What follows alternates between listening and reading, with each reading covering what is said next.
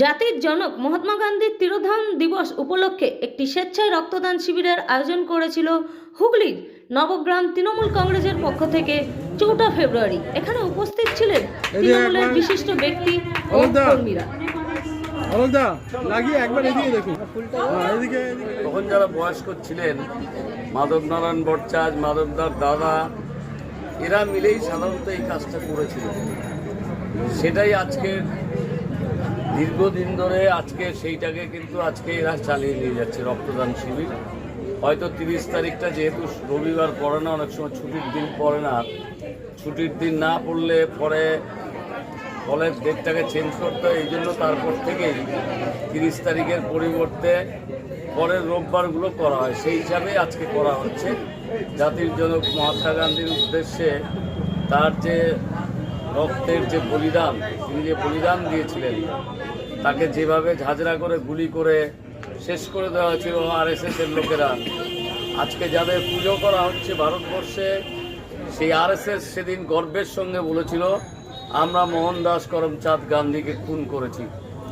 সেই আরএসএসের লোকরাই আজকে দুর্ভাগ্যের বিষয়, যিনি জাতির জনক হিসাবে সারা ভারতবর্ষের মানুষের কাছে গ্রহণযোগ্য হয়েছিলেন, আজকে সেই জাতির জনককে যারা প্রকাশ্য দিবালোকে খুন করেছিল গুলি করে, আজকে তাদেরই ভারতবর্ষের ক্ষমতায় তারাই রয়েছে। এটা খুব দুঃখজনক এবং লজ্জাজনক ব্যাপার যে আমরা দেশ স্বাধীন করেছে একটা রাজনৈতিক দল, দেশের স্বাধীনতার জন্য হাজার হাজার মানুষ প্রাণ দিয়েছেন, তাদের লক্ষ লক্ষ পরিবার নষ্ট হয়ে গেছে, কেউ বাবা হারিয়েছে, কেউ ছেলে হারিয়েছে, কেউ স্বামী হারিয়েছে। সমস্ত দিক করার পরও আজকে যারা সেদিন ব্রিটিশদের বিরুদ্ধে লড়াই না করে তাদের পক্ষ দাঁড়িয়েছিলেন, হিন্দু মুসলমানকে ভাগ করে দিয়ে যারা দেশটাকে ভাগ করার চক্রান্তে নেমেছিলেন, যে তারাই আজকে দেশ চালাচ্ছে।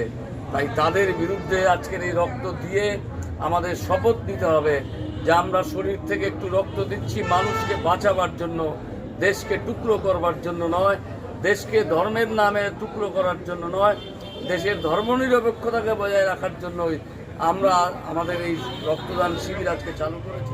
আজকেও আমাদের জনপ্রতিনিধিগণ সাংগঠনিকভাবে যারা দায়িত্বে আছেন তারা আছেন। রক্তদাতাদের আমার অনেক অনেক শ্রদ্ধা।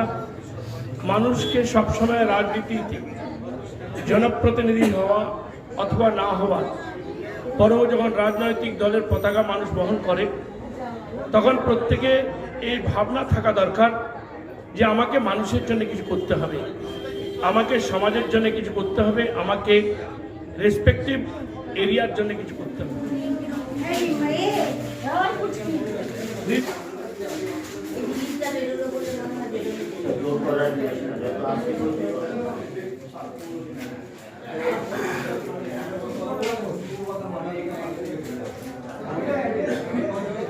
হুগলি থেকে টুকটুকি ঘোষের রিপোর্ট, বেঙ্গল নিউজ।